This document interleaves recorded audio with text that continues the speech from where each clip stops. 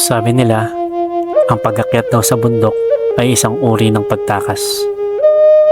Tumatakas mula sa ingay, sa gulo, at sa pait ng lungsod. Pero sa bawat takbang paitaas, maiisip mo na hindi ka pala tumatakas. Pupunta ka sa lugar kung saan mas malinaw mo makikilala ang sarili mo.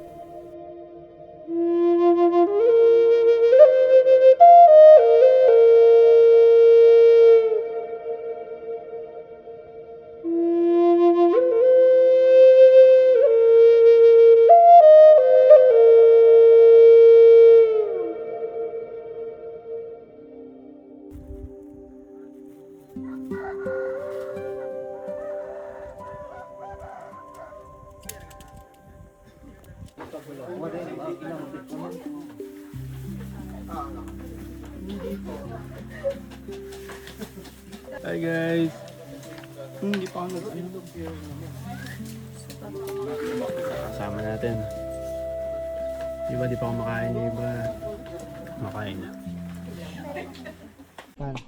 Kini kay guys. Yung sa akin? Ang una nating ano ngayon guys is Crying Mountain. Ito yung Crying Mountain. Simula dito papuntang Crying Mountain, nasa 1 hour or less than 1 hour na yun. Ganito yung daan dyan hanggang dun sa baba. Tapos may makonting masukal dyan papasok ng Crying Mountain. Then after Crying Mountain, babay-bay natin yung gilid yun, no? Tingin tayo. Sama ka. Babay-bay natin yung gilid na yun. Doon sa kabilang bundok. Babay-bay natin yung gilid na yan.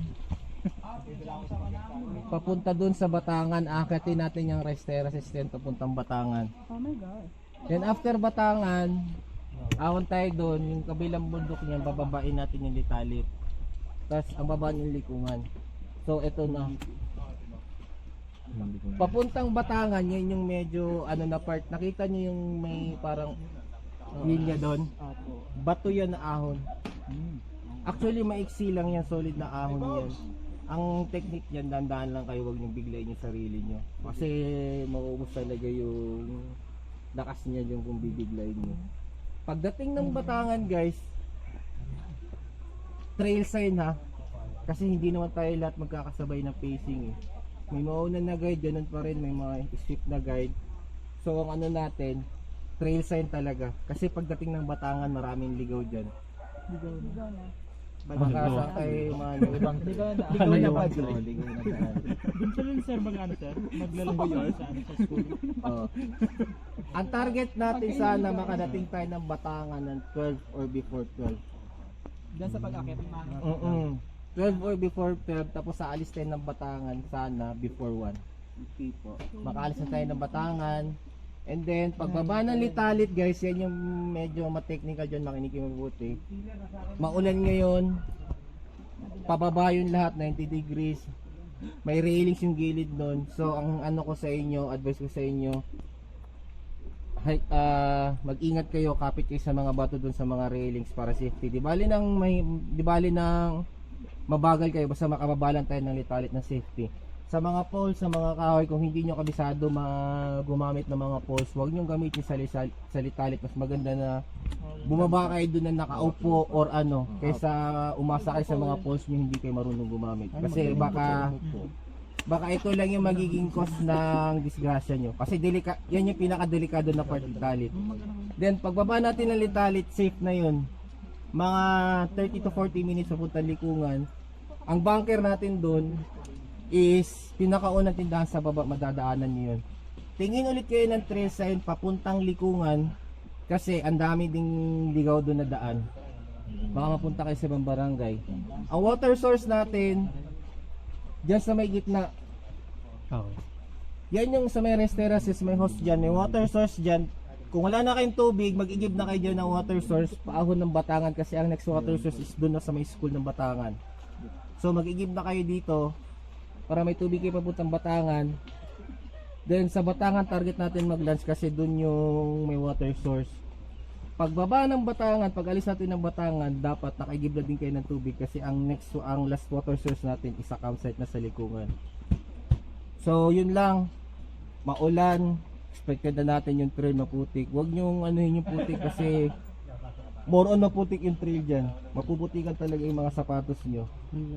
Huwag nyong iwas-iwasan yung putik, baka yan lang yung magiging cause ng tawag dito. Ano nyo? Iwas-iwasan nyo masyado yung pag ano nyo, baka maputik. Lalo na dyan sa may palayan guys. Yung mga vlogger. Sa mga ano, palayan. Kasi ang maputik yan, ang gilid yan, lulubog talaga yung paa nyo dyan. Kapilapil. So yun lang. Sana tayo na wala pa naman dumaan na grupo no. So tayong mauna, sana mauna tayo dun sa Kaing Mountain para sure ball. Kung walang clearing dito sa may ano, dun sa may tapat ng palayan, may clearing yung nakikita diyan yung ano, Kaing Mountain. So guys, hike on your own risk guys. Kung may nano kayo, magsabi kagad kayo para maagapan natin. May ship naman tayo na guide, may radyo naman yun in case of emergency. So yun lang, pray muna tayo before mag-start. The name of dito lang tayo.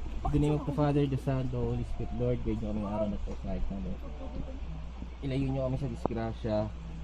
Sana makakit namin ng batangan, mababa namin ng litalit ng safe. Bigyan nyo kami ng magandang weather. Hoy hoy, chips ahoy! Good morning and today is day 2 ng aming Kibungan Cross Country hike. And look at the view guys.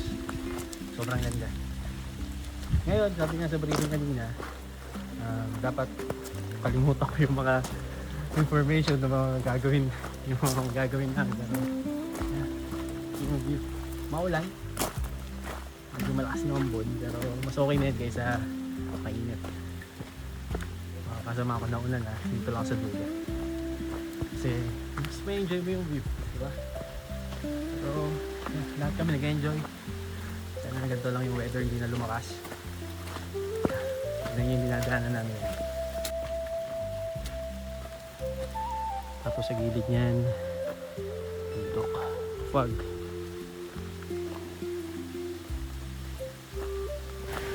Dito, kita nyo sobrang hamog, di ba? May mga nadaanan din kami mga falls, pero maliliit lang. No? Pero grabe yung hamog. Alam nyo yung iniisip ko, kung ito ba yung pinuntahan nila Gio sa Benguet, yun yung iniisip ko ngayon. Kasi may nakita akong spot na parang doon sila nag-shoot ng isang video, parang nagsasalita sila. Kaya, grabe! Solid gagi! Ganda oh! Wow! Grabe! Nandito ka sana, puro trabaho ka lang, boy! Ganun talaga pag baka unemployed. Nandito kami. Mukha ng trabaho. Pero ganda, solid oh. Ano yan? Pilipinas na ba yan?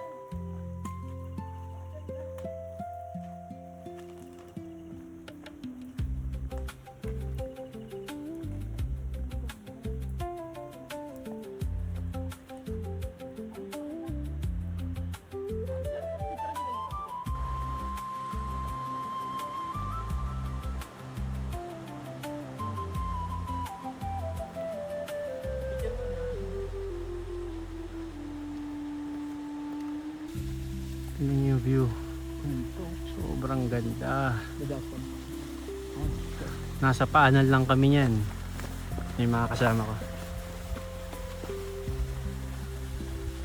Diba?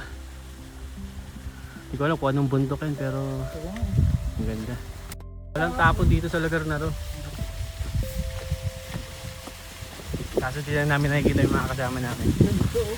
Pero tignan nyo yung rice terraces. Grabe, di ba kita pero papakita ko sa inyo. Tapos may isang mahabang falls doon. Tapos rice terraces. Pakita ko sa inyo. Yung falls, tapos rice terraces na yan.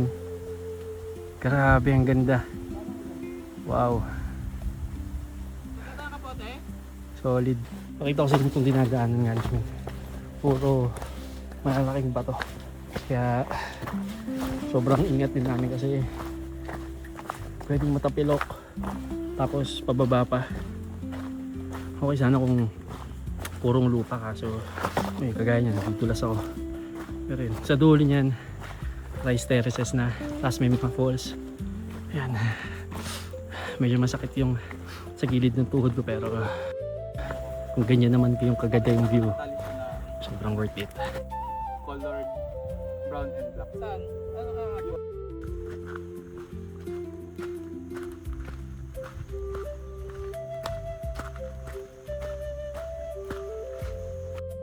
Dito na kami sa Bukana siguro to ng Karayeng Mountain. Pero yun yun.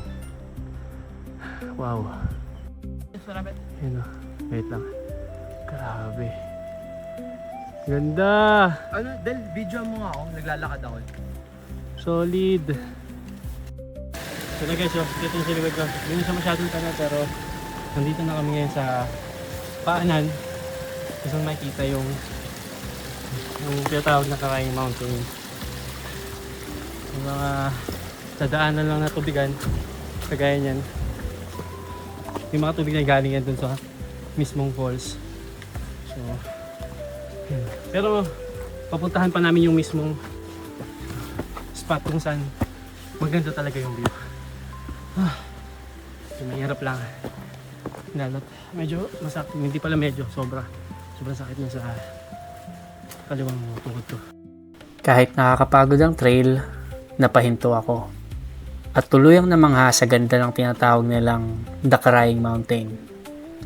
Mula sa malayo, tila may sarili itong buhay.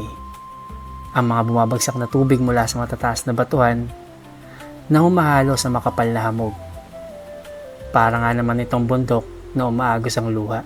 Kung makikita nyo parang may wire, hindi ko sigurado kung kuryente yan or parang zipline para doon dadalhin yung mga kailangan nilang gamit, mga ganun. Hindi ko lang sigurado.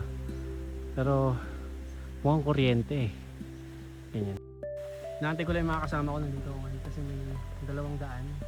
To Dalipay, to Batangan. Sa Batangan ang daan namin. Which is dito sa baba. Pero may X-mark naman. Pero antay ko na sila para sabay-sabay kami. Parang na-enjoy ko tong view. Ganda ng view. Wow. Pero kahit gaano kaganda ang tanawin, hindi pa rin nagpakampante ang bundok. Dahil sa buhos ng ulan, mas lalong naging madulas at putika ng aming daanan. Bawat hakbang, kailangan templado ang balanse. Sa gitna ng paglalakbay, tumuwid kami sa mga lumang tulay at dumating sa isang parteng binagtas namin ang gitna ng malawak na palayan. Dito ako napahinto. Sa gitna ng berdeng palayan, napapaligiran ng matataas na kabuntukan at malamig na hamog. Mapapaisip ka na lang talaga, nasa Pilipinas ba talaga ako? Isang tanawin na parang nasa ibang bansa. Pero paalala na tunay na ang ganda ng ating kalikasan, dito lang pala matatagpuan sa sarili nating bayan.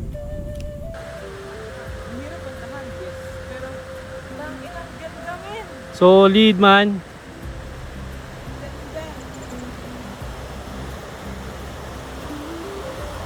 Ganda ang picture mo doon. Thank you. Daanan dito. Yun o. Hirap. Especially sa akin na masakit yung tuhod. Pero wala eh. Kailangan natin itong gawin. Kasi wala. Ito yung gusto natin eh. Woo! Ganda, di ba? Solid! Wow! Tapos may falls doon. Then, may tubig doon. Yeah, punta namin yun. Solid! Tapos may bridge. Yun o. Tabi rin namin yung tulay na yan. Let's go!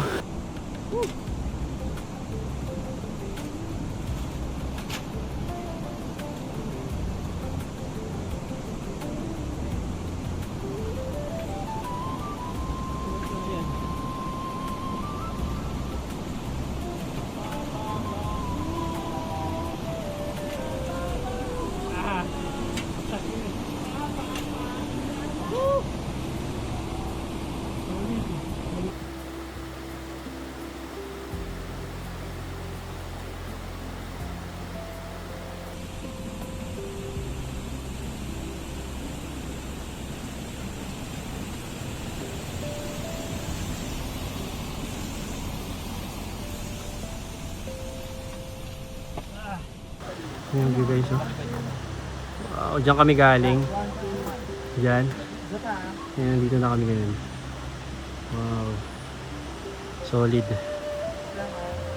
Ito yung tubig galing sa water source.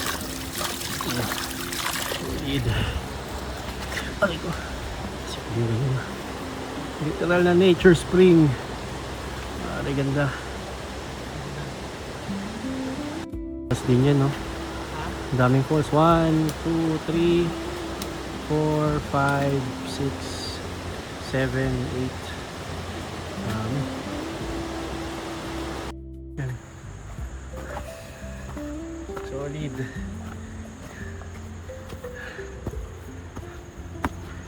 Ngayon naman, after nito, after na magandang view, nag-a-assault naman kami. Sabi puro boulders daw doon. Not sure kung malalaki or same lang din kung dinaanan namin kanina. Ganda. Kailangan nyo lang talaga mag-training. Training lang. Yun lang. Then, punta na kayo dito. Maganda magpunta dito pag mga ganito, tag-ulan. Pero pag summer, wala. Tsaka sobrang init din. Pero so, video.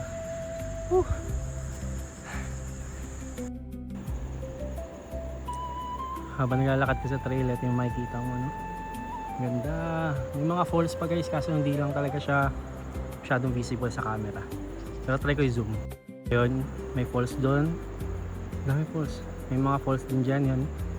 Mga puti-puti nakikita nyo yan, falls yung mga yan. So, ganda. Grabe. Ganda. Wow.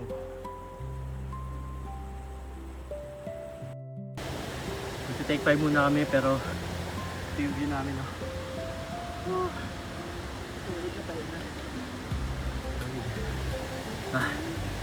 Ilang oras pa? Ano oras na? 10:17. 10:17 na. Kailangan namin makaamot na 12. Before 12, much better. Bakit? Grabe. Tapos wala pang hangin. Yung hangin. Hangin, pero di naman ganun kainit. Hindi makulimlim eh. Makulimlim na nga eh. Paulan na rin. Dati, sa maliliit lang na screen ng ating mga cellphone natin natatanaw ang ganda ng mundo. Nakikigaya sa mga litrato, nakikinood sa mga biyahe ng iba. Hindi ka maubusan. Pero Kahit saan ka pumesong. iba pala talaga kapag ang pangarap na tanawin Gusto mo dun falls. ay unti-unti mo nang natatapakan Pero ibang view. Pero pag di ng sarili mong mga paa. solid. Sa bawat paghakbang ko rito, tila ba dahan-dahang pinapalitan ng hangin ng bawat patak ng bawis at pagod na inipon ko sa mga nakalipas na araw. Nakalilimot, nakagagaan, na para bang sa ilang sandali, huminto ang mundo para lang pahintulutan akong huminga. Pero sa bawat paglalakbay, hindi lang puro magagandang tanawin ang naghihintay. May iba nga na doon sa taas, yo. Minsan may mga pagsubok ding lilitaw ng hindi inaasahan. Tulad na lang ng makatapak ako sa tulay na ito. Isang maling apak at biglang lumusot ang kanan kong paa sa butas sa gilid ng tulay. Sa ilang segundo, nanlamig ang aking katawan at inatake ako ng takot. Isang paalala na sa gitna ng ganda ng paligid, may mga panganib na nakatago sa gilid-gilid. Nanginginig man ng tuhod, inayos ko ang aking sarili at muling nagpatuloy. Dahil sa paglalakbay na ito at maging sa buhay, hindi tayo pwedeng huminto dahil lang sa isang pagkatisod. Nakakatakot man ang naging hakbang, kailangan magpatuloy. Dahil alam kong malayo pa ang aking lalakbayin at Pagod. marami pang magagandang kwento naghihintay sa dulo ng kalsadang ito. Ang totoong ganda pala ng paglalakbay, wala sa kawalan ng panganib, kundi nasa tapang mong magpatuloy saan ka man dalhin ng iyong mga paa. Enjoy nyo yung view sa likod ko. Kasi minsan lang ay makakita. Sobrang solid eh.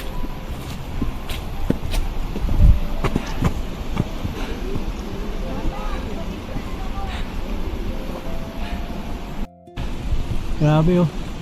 Grabe yung fog. Wala na. Mahirap na maglakad yun dyan.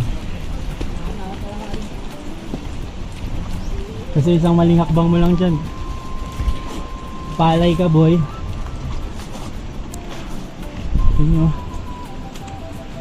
Wala mo na. Mamaya lalamunin na rin tayo dyan mamaya man. Sobrang clear pa niyan pero syempre mafag dito. Yan na. Yan na yung mahirap niyan kasi hindi mo na makita. Ako hindi ko na nakikita. Maski yung camera hindi na nakikita yung trail. Ang problema kasi dyan, sobrang liit lang ng dadaanan. Kamali ka lang, mabagsakan ka sa palay. Ganun. Kaya triple ingat sila ngayon dyan. Buti nalagpasan na namin. Yun nga lang, ito yung trail namin, lalamunin na rin kami ng fog. Pero cautious lang tayo. Kaya yan. Nandito na kami ngayon dun sa nasabi nilang bato. So, nasa harap. Yan. May rumaragas ng tubig. Tara!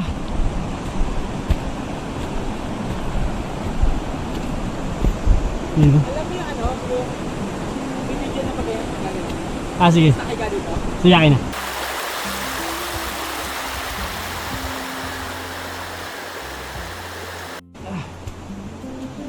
Nalagpasan na namin itong bato na daan. Sige boss. Medyo madulas lang. Pero kaya naman. Pakita ko sa inyo kung saan kami nanggaling. So yung may municipality dyan. Tapos hinag namin yan, tinrek namin yan.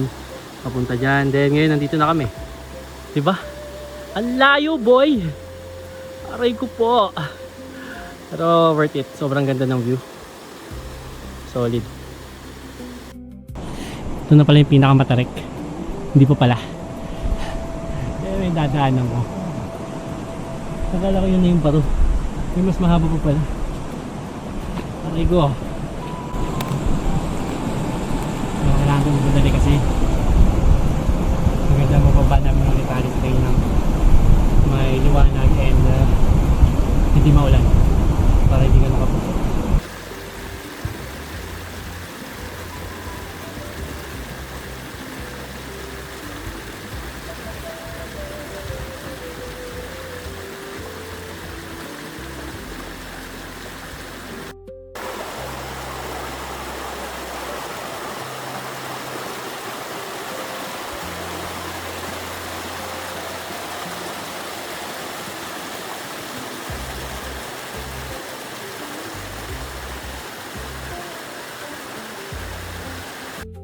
Sa totoo lang. Yan na! Sa wakas! Hindi ko ma-video na maayos kasi grabe higal. Grabe dyan kami kain sa baba. Pero malapit na daw. Kunti na lang. Ito na yung dulo. Siguro naman patag na. Ito na mag take 5. Pero grabe. Mainit na, medyo mainit na. Pero hindi ka nang kainit. Sakto lang, may hangin pa rin. Yan yung hangin niya, may lamig. Ito. Yeah. Sabi din yung sakit ko. Kasi nakapit na ako. Kunti na lang po. Natapos ka na itong wall. Wall tinatawag nila dito eh. Grabe. Let's go. So wakas natapos din yung wall. Tingnan mo na konti bago. Aray ko. Bakit mo nag-expect pa ako ng payo? Grabe. Pero malapit na lang siguro dito yung school. Pero pahinga muna ako.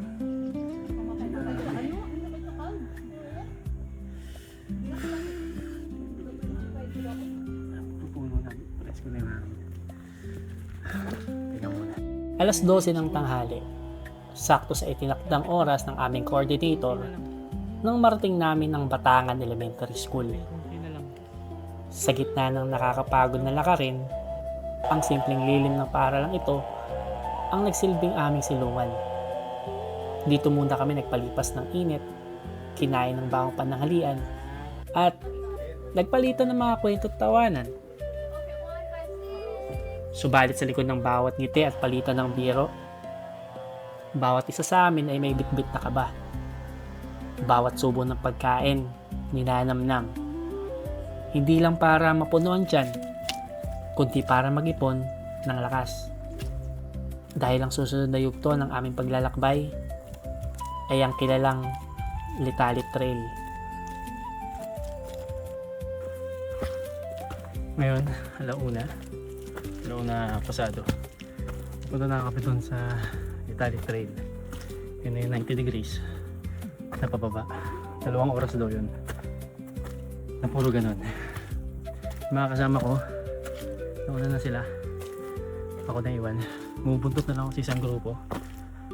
Pero nauna rin sila.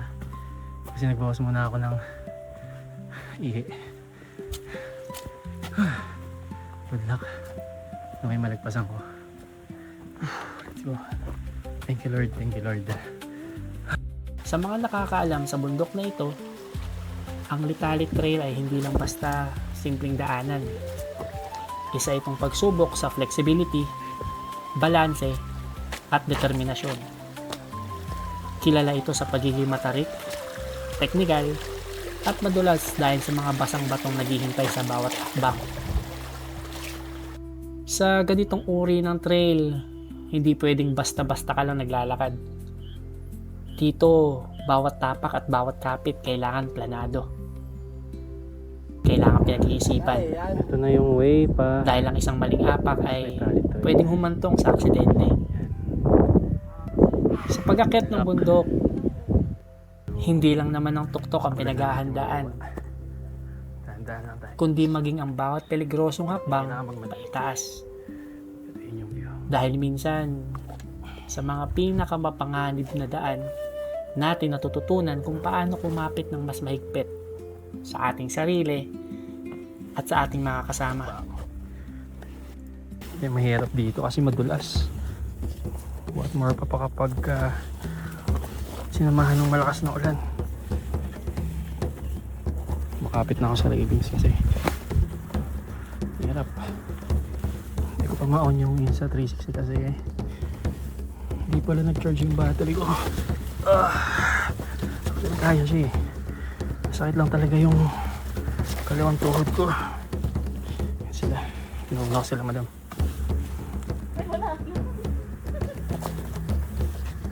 Marami ang nagsasabi na ang tagumpay ng isang mountaineer ay nasusukat kapag narating na niya ang tuktok.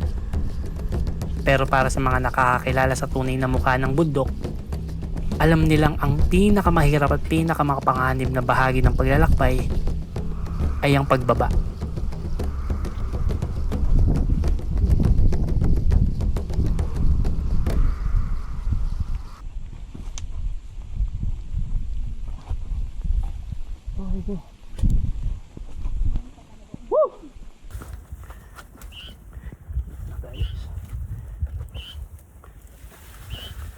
Sana dito kung may gloves ka kasi makalawang. Pero wala tayong gloves. Magagawa natin. Diba? Layo pa. Sobrang layo pa guys. Kasi sa part na to wala nang railing. So push me luck. Ito ganyan talaga. Upo ka talaga dito.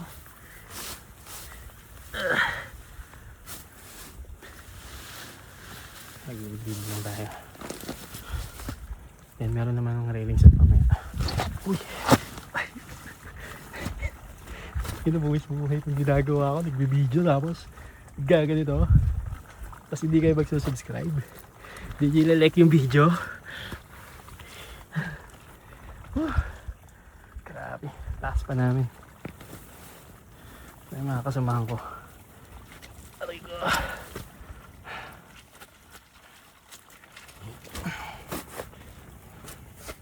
Aso.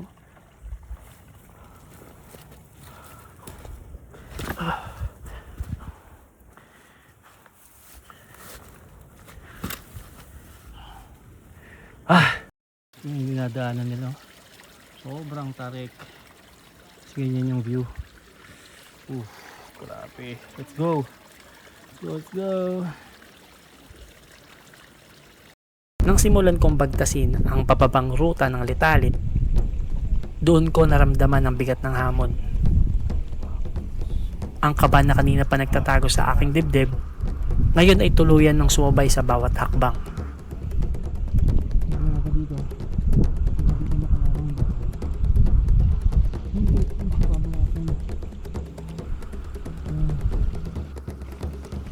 Totoo nga ang mga kwentong ipinapasa-pasa ng mga naunang nakatapak dito. Ang Litalit Trail, hindi lang basta matarik. Isa itong technical na pagsubok na walang pinapatawad. Higit ang hirap ng trail. Ito yung mga buwis buhay talaga na naghahanap kayo ng adventure. Ito na yun, KXC.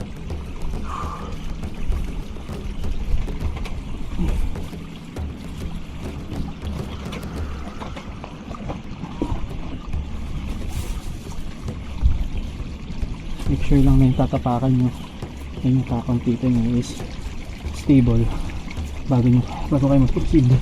Kasi kapag hindi siya stable, pwede siya mag-slip kayo. Yan, kapag di nakakalapit ang mga ayos, nadadostis kayo sa baba. Ginagawa ko is patalikod. For me, kaya siya pagpatalikod. And then yung weight ko nilalagay ko sa harap.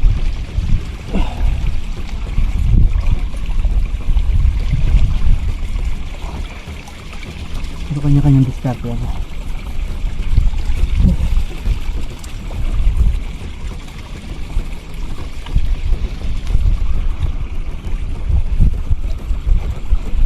Spider-Man! Spider-Man!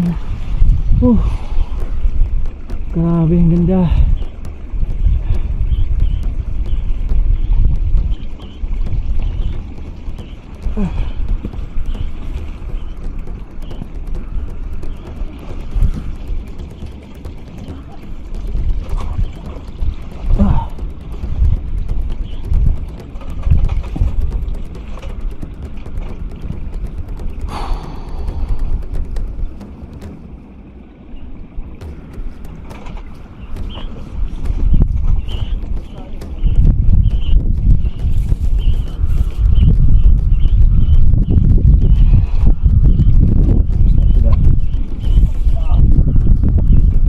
Nasa likod.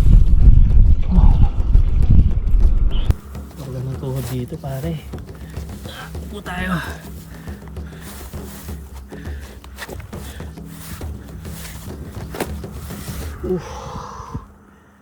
Grabe. Sino? Estrada. Kung kaya ng babae, kaya din natin syempre.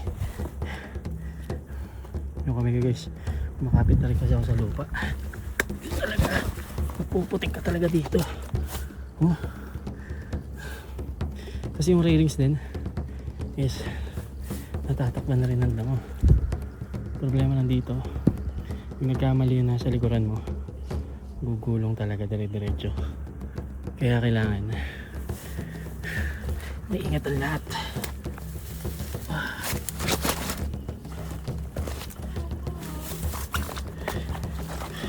Kasi walang ibang way guys. Ito lang ang way.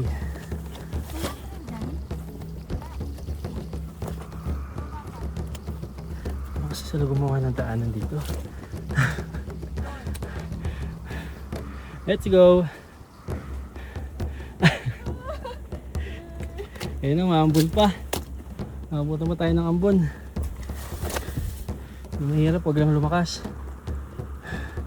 Kapit ako guys, wait lang. Hindi ko mabibidyo. At para mas lalo pang subukin ang aking katatagan, sinabayan pa ito ng patuloy na pag-ulan. Ang dating matigas na lupa, naging madulas na putik. Ang mga batong pwede sanang tuntungan, naging tila baso sa dulas. Buwis buhay. Walang halong exaggeration. Dahil sa bababang daan na ito, ang gravity na mismo ang iyong kalaban. Isang baling tansya lang sa lalim ng apak, isang madulas na bato, o bulok na sanga na may panghawak. pwede ka nang magdire-diretso at tuluyang mahulog sa naghihintay na bangin sa ibaba.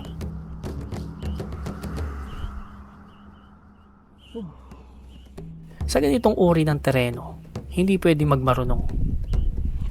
Walang lugar ang kayabangan. Bawat tuhod, nanginginig at pumapalag sa matinding strain. Habang pinipigilan ang buong bigat ng katawan para hindi tuluyang ma-out of balance. Bawat kamay, kailangan dumaan sa mabilis na pagpapasya. Alin sa mga sangang ito ang matibay, aling ugat ang kakapit pa. Mapipilitan kang magpakumbaba. Kung kinakailangan gumapang, gagapang.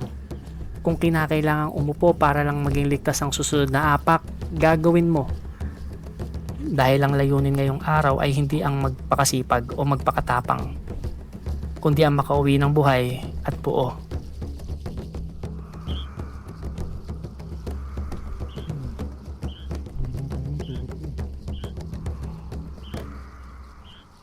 Nakakapagod, nakakatakot, pero sa kabila ng dulas, steep na slope at ulan na pumapalo sa aming mga muka, may kakaibang kapayapaan mong mararamdaman sa tuwing malalampasan mo ang isang peligrosong hakbang.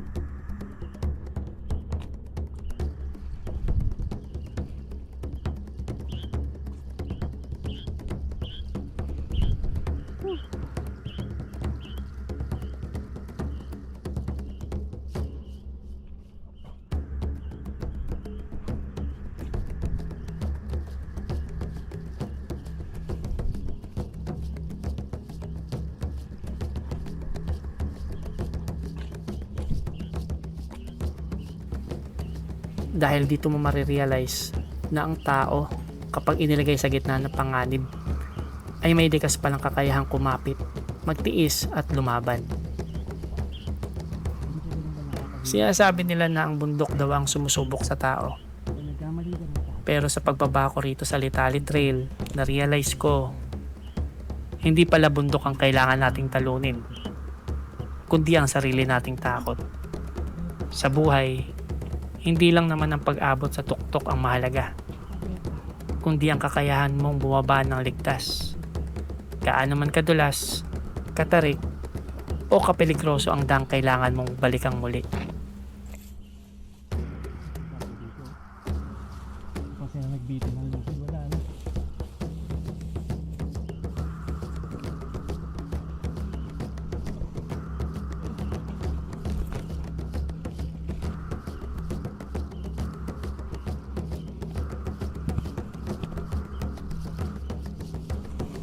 Oh, thank you Lord. Thank you Lord. Whew. Thank you Lord. Nalagpasan na yung Litali Trail pero may lakaran pa na mangyayari. Pero kung banayad naman na yung daanan at mabon. Sakit pa ng tuhod ko.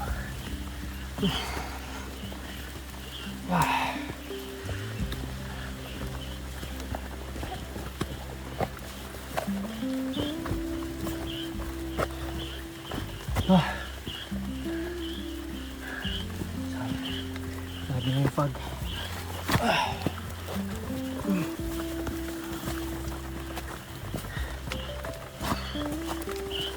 Aray ko, talaga yung tuhod ko.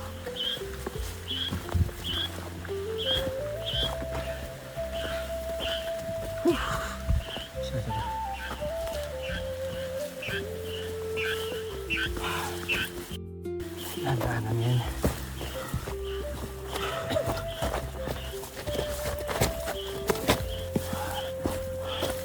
Siya.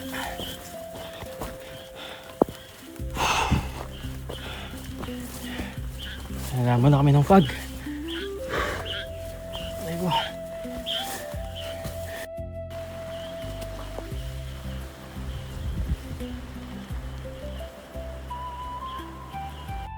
Ang dami namin yan.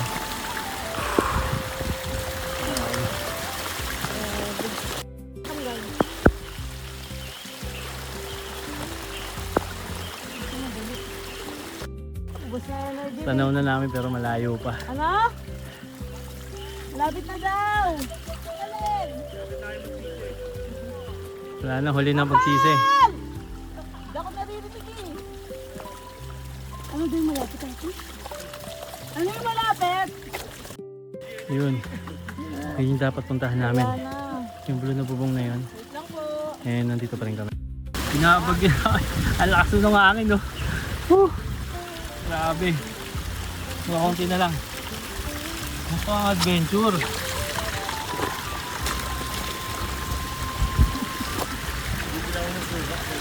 Whew! Bibili ka na ng suka, no?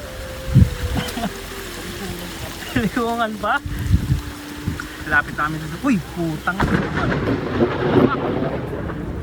Ang lapit nun.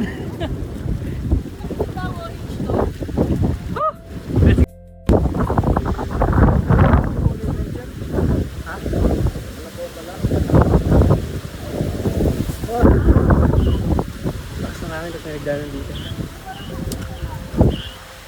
Ah!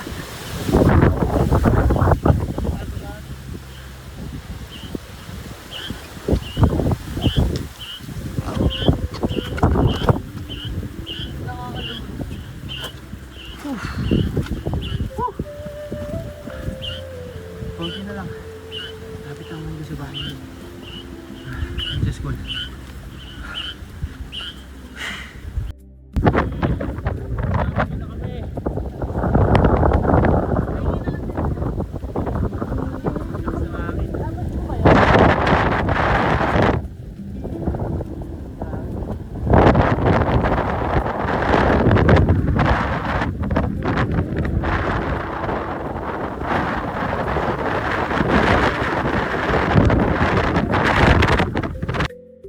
Grabe yung hangin.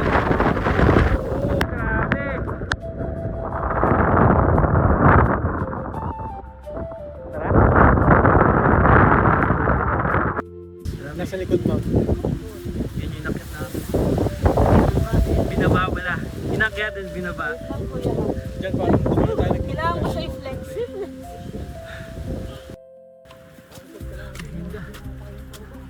Oo.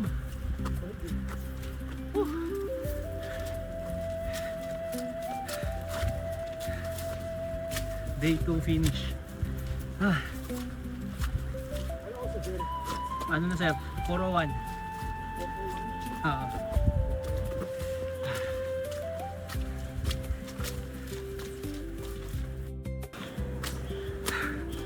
Dito ko na tatapusin tong day 2 kasi mamaya kain lang naman kami, kwentuhan ng mga nangyari sa trail and sobrang grabe, sobrang sulit na itong day 2 na to. Nakakapagod, nakakatakot, pero solid. Uulitin pag may kondisyon. And kapag nakasubok na ako na iba pang bundok. Pero kasi ito, grabe ito. Mother Mountain ko sa Middle East. Kaya, solid. Bukas, parang ang highlight na lang daw doon is yung Long Bridge. Pero malay natin, may makita tayong magandang view.